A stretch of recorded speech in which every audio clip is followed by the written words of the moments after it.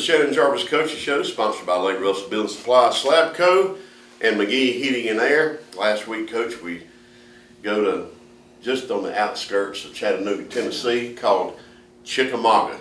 It's fun to say. Chickamauga. Had never been there. First round state playoffs, and I'm going to make my little 3 comments. We won 28-13 and dominated 3 quarters. Yeah. We won the turnover battle. We caused turnovers, which was good to see. Yeah. Our defense played lights out. Yeah, very good. And I think Marvin gave the lineman of the game to the line of scrimmage because I thought our line really held up all night against their guys. Yeah. And I think those 3 things really contributed to the outcome of the football game. Yeah. The biggest thing preparing for them was, and I told you the week prior to it, their running backs, they got 2 good running backs, quarterback, receiver, but the reality is they're very good up front, especially on their defensive line. They got 2 ends that we were worried about going into it. And we felt like in the game, and we talked about it earlier, that the guards on their offense last week, how well coached and how good they are. And I don't mean just to single them out. Their tackles are good. So we knew this was going to be a game where our defensive line and offensive line had to play very well. And ultimately they did. And when I say they did, even our offensive line, I know everybody feels like you got to plow through them and rush for 400 yards from the play. No, Friday night, I think our kids did a great job of holding the point. We didn't have a lot of negative yardage plays as far as in the backfield. We had a few 1- and 2-yard runs, but that's part of it, with who we're playing. Everybody we play right now is going to be good. Sure.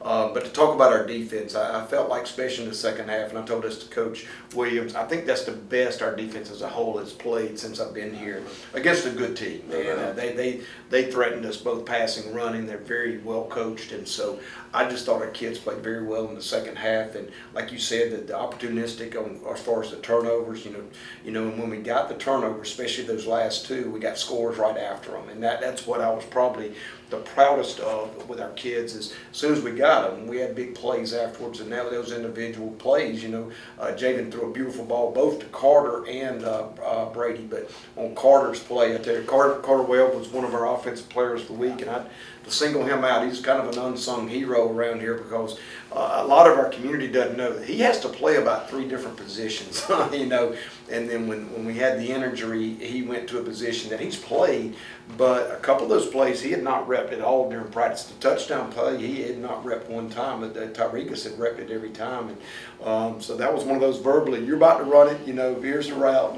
and for him to go out there and run it perfectly. Jaden threw a great ball, but also when I showed it to our players, our protection was perfect, so all those things tie into that, and I was very proud. I was very proud of some of the kids. Jackson Black stepped up. We had so many players step up in that game and play well, and I'll just say this: I'm proud as a program we go into it. It's a first-round game, all that, but our kids, the key to it is don't make these games like bigger than what they're supposed to be. Just execute, and part of that is all of your games in the regular season. If you're playing good opponents and you're playing quality teams, it becomes what you do every Friday night, and I think that's what's evident this past Friday. Our scheduling came into play. We've played good teams. Our kids have had to play against good players, and I think that showed in Friday. I mean, they didn't bat an eye. They just went out and played well. And to your point to begin this, our offensive and defensive line, I thought, played very well. And you've got to in the playoffs. If you don't play well up front, you don't last long. And you watch the teams that go round and round. Number one, they're going to be able to run the ball and stop the run, but 2, they're going to win the turnover margin. And that's one thing. We did have a couple of turnovers, and we had turnover. We got to stop that. We work on it every single week. But like you said, I was very proud of our defense creating those turnovers on a couple of sacks with fumbles, and then T-Mac, on the interception. So I thought it was a great night for our players. I told them they had 24 hours to enjoy it, and I speak for all of us. We're already getting ready for the next week. And we as well. Coach, one of our keys to the game was something that I think means a lot, especially if you're a senior football player, if you're a senior basketball, if you're a senior cheerleader. There's going to be a time when you come up, this might be the last time you play. And one of the keys was how bad do you want to come back and play again? And I felt like just what you just said, Coach, about the schedule, being in those situations, we're down 13-0. And our kids, were not flinching. They were just going to try to play better. Yeah. It wasn't like, well, we're in trouble, we're not going to play anymore. And then you could see it creep in on Gordon Lee up there. You could see a different way. Their mannerisms were different. Yeah. When they lost the game was tied in the extra point, we're ahead, and then you could just see it in the mannerisms. Yeah. And you know, we faced that. We faced it all year long.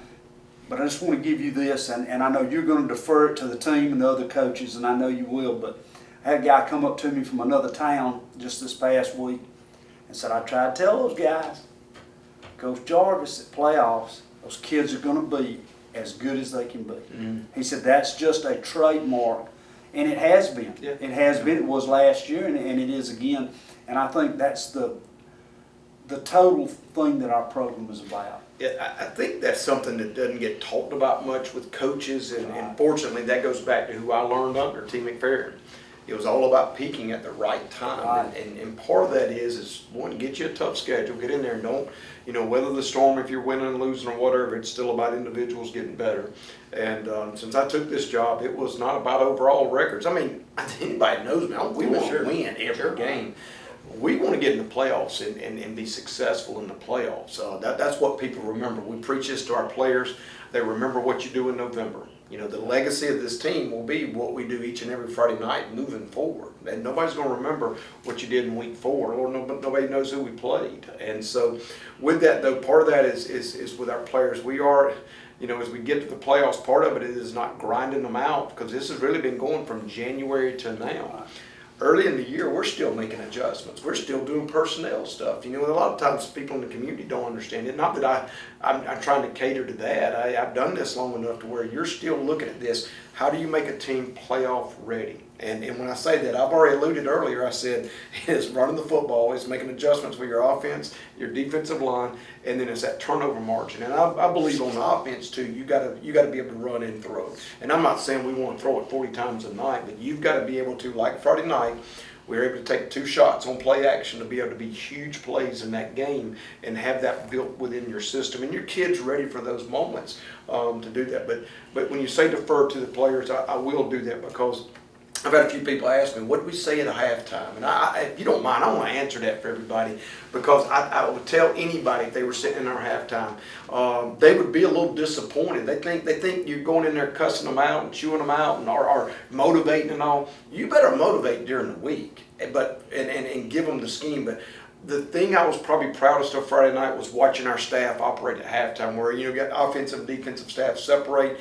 Is how calmly the coaches were talking. We were doing adjustments.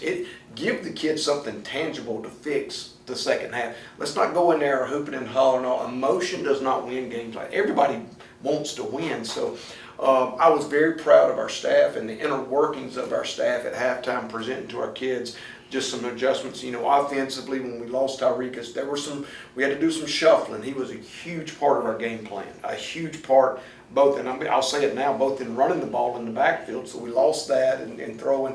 So we were still trying to clean some of that up offensively. But when our staff got in there, just how our kids respond just in communicating and coaching. That's coaching. I didn't even raise my voice at halftime. Honestly, the question was this: how bad you want this? And with the seniors, I said, the reality is we need to fix one thing, and our players know what that was, and we did. And then the rest of it was like, now let's go play. And part of that is our kids need to know, as coaches, we have confidence in them. We have the utmost confidence in this football team. Frankly, we did all year long. Even when we lost a few close ones and we were battling, and then we wasn't playing very well, to be honest. It wasn't just losing, we wasn't playing well, and just staying in there and just, casting that vision for them, and not hope, but the vision of what we could be. And, the last 4 or 5 weeks, our kids, we look like we're supposed to. And so that's what gives us confidence going into this next round, playing a great team. But we still focus on us, and I'm going to say it is this. When I tell the players it's on you, they got to respond. So I love our team. I love our chemistry of these players. That's what you get to see when you see them not batting an eye.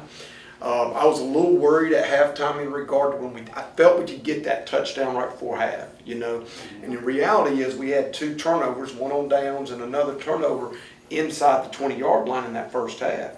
And I was, you can't miss opportunities as well. And but we overcome it and got at halftime. I got over that by the time we started scheming and getting ready to present the kids. Here's what we're about to do. When I looked at the film, I'll admit this: we played better in the first half than I thought. In my mind, Friday night, even after the game, I was excited with the win. And I told the kids after the game, I'm not even going to start complaining about that first half yet, because in my mind it was a disaster. But when I looked at it on film, we gave up a couple of big plays to them, and we didn't finish up 2 drives. And so we were fine, and that's part of why at halftime, as we started a few adjustments, it wasn't an overhaul. It was just staying calm with them and let's go play 2 more quarters and play. So, and to that, I'd like to mention one more thing. One thing that may get missed in all this is, and I'm going to say this because I coach these 2 players, is Branson Bonds comes in, and boy did he play well in that stretch, and then Javen played well. And what I've said to both of them, I think it's going to take both our quarterbacks to win these big games, and that's not a shot at either one of them. I say that because of the confidence we have in both of them. They're dear friends, and that helps in this. And when Branson's in, Javen's pulling for him, and vice versa. And I told Branson before the game started, make sure you're throwing between series. I could use you at any time. And when he gets inserted in, and I think that kind of shifted the momentum when he was able to go in there. And we had a few completions in a row. Hit Brady, hit Jackson, got us in the red zone. But that's when it started loosening their box up a little bit with that. And so I was proud of our quarterback play. And I've been frustrated with it this year. Right. But you've got to play well at that position. It goes back to winning playoff games or big games. You got to protect the football. That starts and ends with what the quarterback's doing, and you got to be able to throw play action and take shots on them. So your quarterbacks have got to play well. Most games from this point forward will be which quarterback plays the best.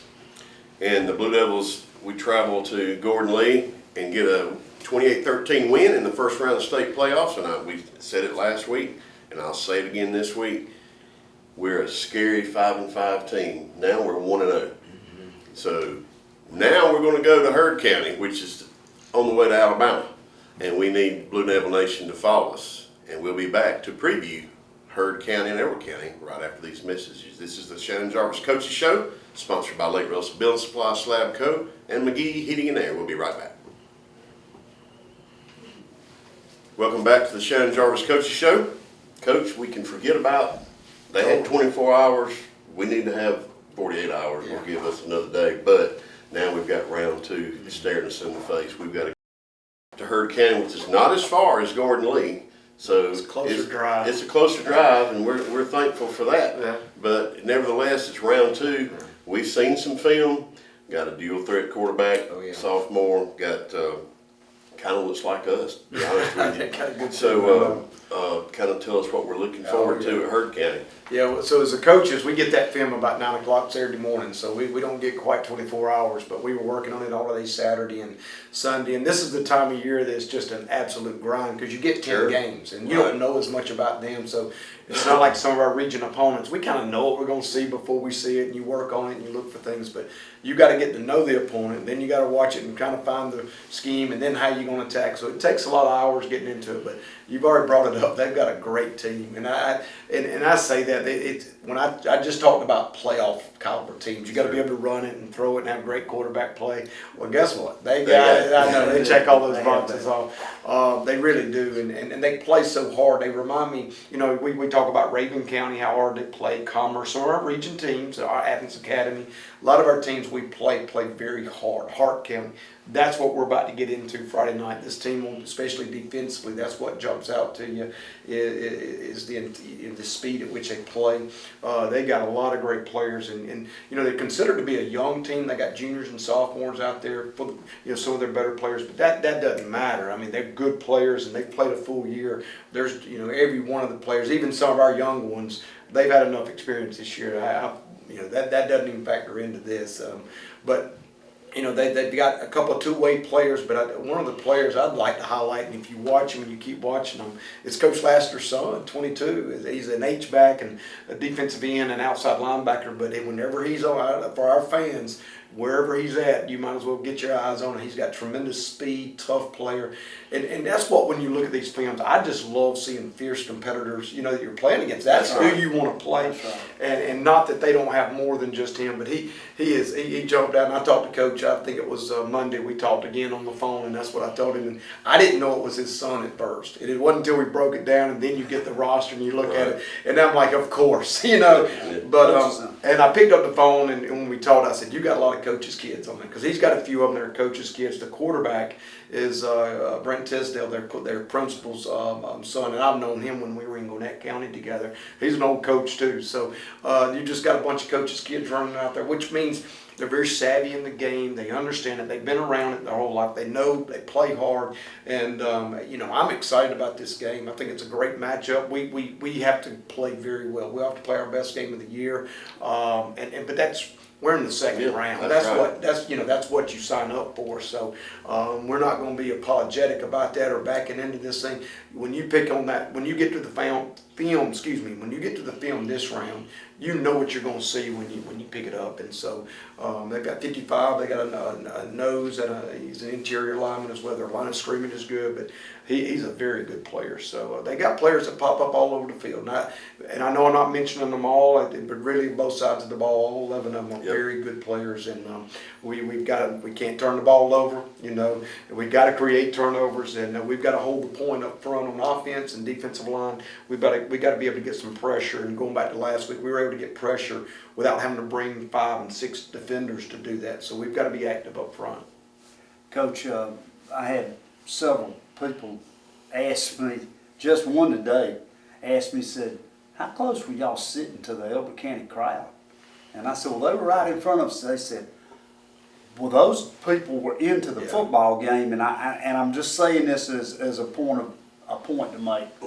That made a difference. Yeah. And we need people to come and be with that group, because they come for real. Now, they come to win the football game and support our kids. Yeah. And I'm thankful for them, the guys that showed up and all of, because they were what we needed, and we need that this week. I do not want to make this sound. I don't want it to sound any other way than the way it's intended. When I walked out there for pregame and then back, I was surprised at how large our crowd was, because you could hear them, you could feel them, and I promise you this: if I recognize it, and I don't go looking at crowds, if I notice it, I know something special. And so the way they support our kids feed off that, and I don't say that for no other reason than what it is.